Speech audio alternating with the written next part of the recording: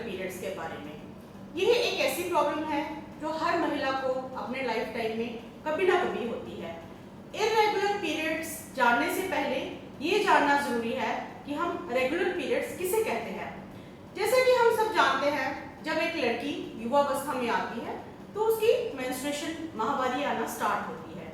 माहवारी का आना ये बताता है कि वो बच्चा पैदा करने में सक्षम है, क्योंकि जब प्रेगनेंसी होती है तो ग्रोइंग बेबी बच्चेदानी के अंदर उसी लेयर में आके इम्प्लांट होता है, वहीं से न्यूट्रिशन लेता है। और यही एक रीजन है कि जब प्रेगनेंसी होती है तो 9 महीने तक माहवारी नहीं आती है, लेकिन जब प्रेगनेंसी नहीं होती तो इस लेयर की जरूरत नहीं रहती है, तो ये ब्लड और टिश्यूज के रूप में बाहर निकलती है, जिसे हम माहवारी कहते हैं या फिर मेंस्ट्रुएशन कहते हैं।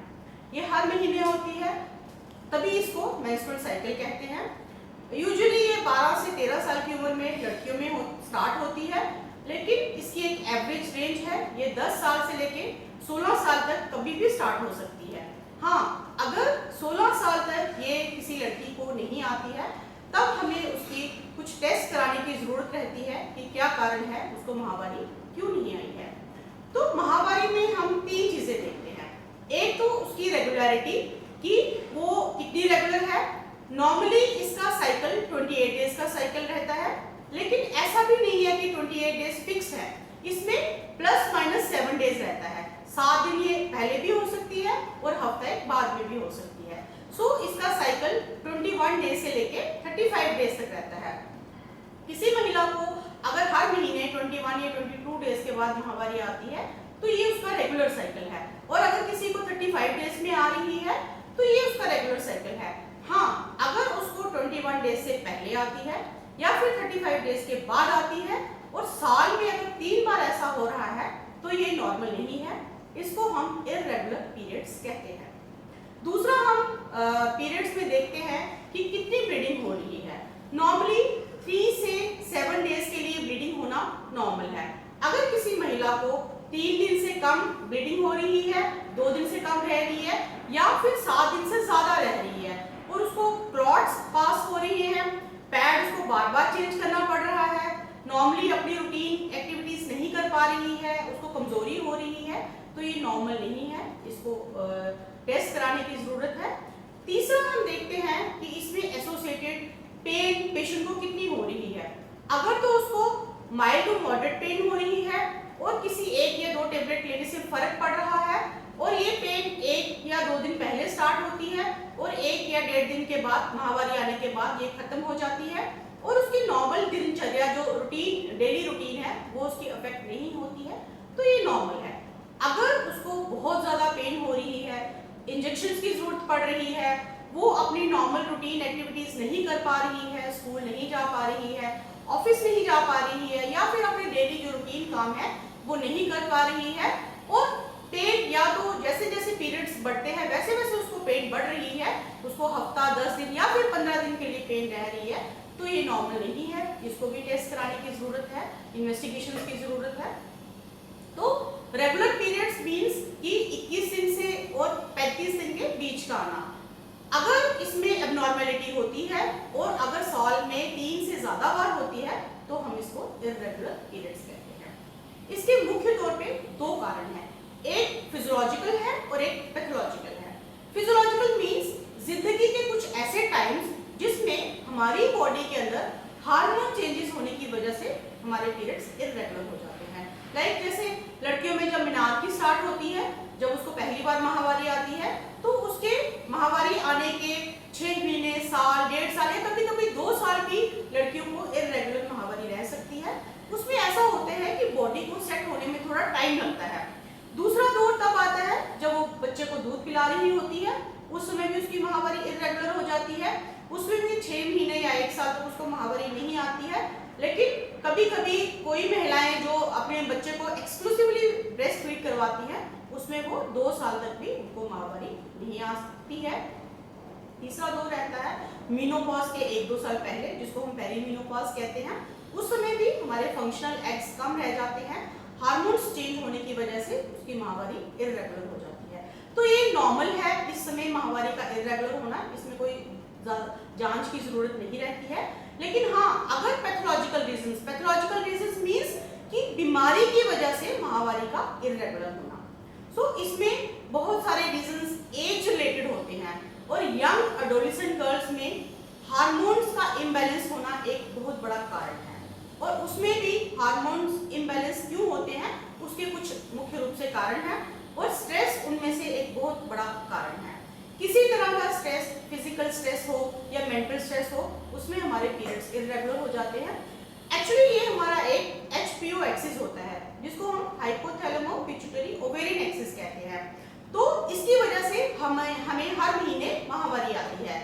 इसमें हमारे ब्रेन में हाइपोथैलेमस और पिट्यूटरी होते हैं। तो हाइपोथैलेमस से सिग्नल्स पिट्यूटरी में जाते हैं, पिट्यूटरी से कुछ हार्मोन्स निकलते हैं जो हमारी ओवरीज के ऊपर एक्ट करते हैं और ओवरीज से कुछ हार्मोन्स निकलते हैं जो हमारी यूट्रस के ऊपर एक्ट करते हैं, तभी हमें हर महीने माहवारी होती है। लेकिन जब स्ट्रेस रहता है तो हमारे ये हार्मोन सारे इरेगुलर हो जाते हैं, इसकी वजह से हमारी माहवारी इरेगुलर हो जाती है। एक्सट्रीम्स ऑफ वेट, बहुत ज्यादा वेट गेन करना या एकदम से वेट लूज करना, ये भी एक बड़ा मुख्य कारण है। वो लड़कियां जो क्रैश डाइटिंग करती हैं, वो लड़कियां जो बहुत विगरस एक्सरसाइज करती हैं, उनमें भी माहवारी इरेगुलर हो जाती है। थायराइड हमारी बॉडी में एक हार्मोन है जिसकी गड़बड़ होने से हमारी माहवारी इरेगुलर होती है। ये दो तरह से इसकी एब्नॉर्मेलिटी होती है, या तो ये कम हो जाता है जिसको हम हाइपोथायराइडिज्म कहते हैं और ये इसको आम भाषा में हम मोटा होने वाला थायराइड कहते हैं, या फिर हाइपरथायराइडिज्म जिसको आम भाषा में हम पतला होने वाला थायराइड कहते हैं। इन दोनों की वजह से, ऊपर या नीचे दोनों की वजह से हमारी माहवारी इरेगुलर हो जाती है। प्रोलैक्टिन हमारी बॉडी में एक हार्मोन है जिसके ज्यादा होने से भी हमारी माहवारी इरेगुलर हो जाती है। कुछ ऐसी मेडिसिन हैं जिनको खाने से हमारी माहवारी इरेगुलर हो जाती है, या फिर अगर हम उनको ढंग से ना खाएं, जैसे हमारी बर्थ कंट्रोल पिल्स हैं या हार्मोन रिप्लेसमेंट थेरेपी है, अगर हम उसको सही ढंग से ना खाएं तो हमारी माहवारी रेगुलर होने के बजाय इरेगुलर हो जाएगी। कुछ anti depressant, anti psychotics, anti anxiety drugs हैं जिनके खाने से हमारी माहवारी इरेगुलर हो जाती है। कुछ ब्लड प्रेशर की दवाइयां हैं, कुछ गैस की दवाइयां हैं जिनको खाने से हमारी माहवारी इरेगुलर रहती है। हमारी आयुसिटीज जैसे कॉपर टी है, मायरिना है, उनको भी जो पेशेंट्स ने लगाई होती है उनको भी माहवारी इरेगुलर होने की संभावना रहती है। हमारी ओवरीज में कभी कभी प्रॉब्लम होने की वजह से, जैसे हमारी पीसीओ या फिर पीसीओडी एक ऐसी प्रॉब्लम है, हर 10 में से एक लड़की आज पीसीओडी का शिकार है। पीसीओडी अपने आप में एक बहुत बड़ा टॉपिक है, नेक्स्ट वीडियो मैं पीसीओडी पे करूंगी और उसमें मैं डिटेल में पीसीओडी के बारे में बोलूंगी। तो पीसीओडी एक बहुत बड़ा कारण है हार्मोन्स इरेगुलर होने का। वो महिलाएं जिनका रिड्यूस्ड ओवेरियन रिजर्व रहता है, लाइक जिनके अंडे की कैपेसिटी कम रहती है या अंडेदानी में कोई रसोली रहती है, बच्चेदानी के अंदर रसोली होने की वजह से, या फिर कई बार बच्चेदानी के अंदर वाली साइड पे रसोली रहती है जिसको हम सब म्यूकस फाइब्राइड कहते हैं, पॉलिप्स की वजह से, या फिर वो महिलाएं जो बार बार अबॉर्शंस करवाती हैं, बार बार डीएनसीज करवाती हैं, उनकी बच्चेदानी के अंदर जाले जैसे बन जाते हैं और उन जालों की वजह से, जिनको हम साइनिकिया कहते हैं, उसकी वजह से भी महिलाओं को माहवारी इरेगुलर हो जाती है। सो ये दो कारण हैं मुख्य रूप से, फिजियोलॉजिकल और पैथोलॉजिकल, जिसकी वजह से हमारी माहवारी इरेगुलर हो जाती है। तो एक बहुत जरूरी हो जाता है महिलाओं को या लड़कियों को चाहिए कि एक मेंस्ट्रुअल डायरी बनाएं जो पिछले 3 या 6 महीने से उनकी माहवारी जैसे इरेगुलर हो रही है वैसे वो डायरी के ऊपर लिखती जाए, ताकि उसमें उनका रिकॉर्ड रह जाए कि उनको कब कब माहवारी, किस महीने में कब कब माहवारी आई। साथ में वो अपना वेट का रिकॉर्ड रखें, पिछले 3 या 6 महीने से वो देखें उनका वेट कितना बढ़ रहा है, ताकि वो जब डॉक्टर के पास जाए तो एकदम डॉक्टर को उनकी हिस्ट्री देख के पता चल जाए, उनके रिकॉर्ड से पता चल जाए कि महिला का माहवारी किस तरह से इरेगुलर हो रही है या वेट कैसे चेंज हो रहा है। दूसरी, अगर कोई लड़की या महिला कोई ड्रग्स ले रही है जिसकी वजह से हार्मोन्स इरेगुलर होते हैं, तो वो भी ड्रग हिस्ट्री वो डॉक्टर को बताए, फिर डॉक्टर उसको एग्जामिन करेंगे। एग्जामिनेशन में वो ब्रेस्ट को प्रेस करके देखेंगे, क्योंकि जब हमारा बॉडी में प्रोलैक्टिन इंक्रीज होता है तो ब्रेस्ट से सिक्रीशंस आना स्टार्ट हो जाती हैं। दूसरा, वो महिला को एग्जामिन करेंगे, एग्जामिनेशन में वो इंटरनल एग्जामिनेशन के थ्रू वो चेक कर सकती हैं कि कहीं कोई रसोली है, कहीं कोई अंडेदानी में कोई रसोली है, या बच्चेदानी में कोई रसोली है, या बच्चेदानी के मुंह के ऊपर कोई इरोजन्स है जिसकी वजह से माहवारी इर्रेगुलर हो रही है। फिर नेक्स्ट वो उनको महिला को कुछ टेस्ट एडवाइस करेंगे, उसमें थायराइड मुख्य रूप से रहता है। थायराइड में TSH, free T3, free T4 advice करते हैं। प्रोलैक्टिन एक हार्मोन है जिसकी जांच की जाती है, एंटीमुलेरिन हार्मोन है जिसकी जांच की जाती है, और फिर अल्ट्रासाउंड भी डॉक्टर एडवाइस कर सकते हैं जिसमें उनको पता चले कि कहीं कोई रसोली, बच्चेदानी या अंडेदानी या फिर साइनिक या फिर पॉलिप की वजह से माहवारी इर्रेगुलर तो नहीं हो रही है। तो जो इसका ट्रीटमेंट होता है वो कॉज के ऊपर डिपेंडेंट होता है कि क्या कारण है, किस वजह से माहवारी इर्रेगुलर हो रही है। और अगर ये हार्मोनल इम्बैलेंस की वजह से माहवारी इर्रेगुलर हो रही है तो 3-4 चीजों का ध्यान रखना बहुत जरूरी है। Number 1, lifestyle modification. हमारी लाइफ में एक डिसिप्लिन का होना बहुत जरूरी है। हमारी नेचर ने रात सोने के लिए बनाई है और दिन काम करने के लिए बनाया है। हमारी जो बॉडी है वो भी एक मशीन है, वो दिन को काम करती है और रात को वो रिजुविनेट होती है, वो हील होती है। तो हमें चाहिए कि हम नेचर को फॉलो करें, हम दिन को काम करें और रात को सोएं। रात को हम जल्दी सो जाएं, जल्दी खाना खा लें, और जो गैजेट्स हैं जो हमें डिस्ट्रैक्ट करती हैं, हमारा फोन, हमारा लैपटॉप, हमारा टीवी, उनको हम अपने से दूर रखें। नंबर 2, हमारी बॉडी, हमारे लिए एक्सरसाइज करना बहुत जरूरी है। तो हर महिला को चाहिए कि 40 से 45 मिनट्स के लिए डेली मॉडरेट इंटेंसिटी एक्सरसाइज करे। उसमें वो कुछ भी जो उसकी पसंद की रहता है वो कर सकती है। वो उसमें कार्डियो कर सकती है, वेट ट्रेनिंग कर सकती है, योगा कर सकती है, प्राणायाम कर सकती है, साइकिलिंग कर सकती है, स्विमिंग कर सकती है, व्हाटएवर शी फील्स कंफर्टेबल, लेकिन कुछ एक अपनी रूटीन बनाए। क्योंकि क्या होता है, जब हम एक्सरसाइज करते हैं तो उससे हमारी BMR इंक्रीज होता है।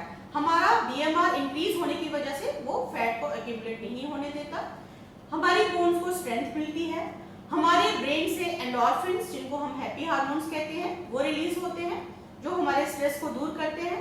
हमें नींद अच्छी तरह से आती है, हमारे पूरे बॉडी ऑर्गन्स को ऑक्सीजन, अच्छी ऑक्सीजन मिलने की वजह से हमारे ऑर्गन्स अच्छी तरह से काम करते हैं। सो एक्सरसाइज बहुत जरूरी है। एक्सरसाइज करना, एक डेली रूटीन बनाना, दिन भर वो एक्टिव रहना भी बहुत जरूरी है। तीसरा, वो डाइट पे ध्यान देना। डाइट उनकी हेल्दी होनी चाहिए और न्यूट्रिशियस होनी चाहिए। और सबसे बड़ी बात, होम कुक्ड फूड प्रेफर करें, क्योंकि होम कुक्ड फूड में प्रिजर्वेटिव्स कम होते हैं। ग्रीन लीफी वेजिटेबल्स इंक्लूड करें, सीजनल और रीजनल फ्रूट्स वो अपनी डाइट में इंक्लूड करें। खाना उनका ऐसा होना चाहिए कि जो लो ग्लाइसेमिक इंडेक्स वाले फूड हैं वो प्रेफर करें as compared to high glycemic food, जैसे मैदा हो गया या फिर पास्ता हो गया। इन चीज़ों को अवॉइड करें, क्योंकि जो हाई ग्लाइसेमिक फूड रहते हैं वो हमारी बॉडी में शुगर्स की एकदम स्पाइक लाते हैं, एकदम डाउन करते हैं, जिसकी वजह से हमारी फैट एक्यूमुलेट होना शुरू होती है। हमारी एक रूटीन बनाएं, ब्रेकफास्ट करें, लंच करें, डिनर करें, और ब्रेकफास्ट और लंच के बीच में मिड मॉर्निंग स्नैक लें, लंच के बाद वो इवनिंग स्नैक लें। उनकी एक्चुअली खाने का तरीका ऐसा होना चाहिए कि less but more frequent meals, थोड़ा खाना खाएं लेकिन थोड़ी थोड़ी देर के बाद खाएं। पैक्ड फूड, फ्रोजन फूड ये अवॉइड करें, क्योंकि इसमें काफ़ी सारे प्रिजर्वेटिव्स होते हैं जो हमारी बॉडी के लिए अच्छे नहीं होते। खूब सारा पानी पिए, कम से कम 3 लीटर पानी वो अपने डाइट में इंक्लूड करें। चौथा, स्ट्रेस को दूर करना बहुत जरूरी है, क्योंकि स्ट्रेस की वजह से भी बड़े हार्मोन्स हमारे इर्रेगुलर होते हैं। सो अपने आप को बिजी रखें। कोई ऐसी हॉबी जो बचपन में उनकी थी वो याद करें कि वो कौन सी हॉबी थी जिसमें उनको अच्छा लगता था, तो उस हॉबी को वो इंक्लूड करें, तो उससे भी उनका स्ट्रेस बड़ा दूर होगा। अगर फिर भी इन चीज़ों से उनकी पीरियड्स नहीं ठीक होते तो फिर वो डॉक्टर की, अपने गायनेकोलॉजिस्ट की हेल्प लें। गायनेकोलॉजिस्ट उनको कुछ मेडिसिन दे सकते हैं, उसमें बड़ी सारी ये बर्थ कंट्रोल पिल्स रहती है, हार्मोन्स रहते हैं, जिनको जैसे वो डॉक्टर प्रिस्क्राइब करेगा उस ढंग से खाना बहुत जरूरी है। लेकिन फिर भी अगर लगता है कि कुछ और रीजंस है, कोई रसोली है या कुछ अंडेदानी में है या बच्चेदानी में कोई प्रॉब्लम है, तो फिर वो डॉक्टर उनके लिए कोई सर्जरी वगैरह भी उनको एडवाइस कर सकते हैं। मैं अंत में ये कहूंगी कि अगर किसी महिला के पीरियड्स 21 दिन से पहले और 35 दिन के बाद हो रहे हैं और साल में 3 से ज्यादा बार हो रहे हैं, तो सबसे पहले वो अपना लाइफस्टाइल मॉडिफिकेशन करें, अपने स्ट्रेस को दूर करें, अपनी डाइट पे ध्यान दें, एक्सरसाइज पे ध्यान दें। फिर भी अगर उसके फर्क नहीं पड़ता है तो फिर वो अपने गायनेकोलॉजिस्ट की हेल्प ले सकती है। Thank you.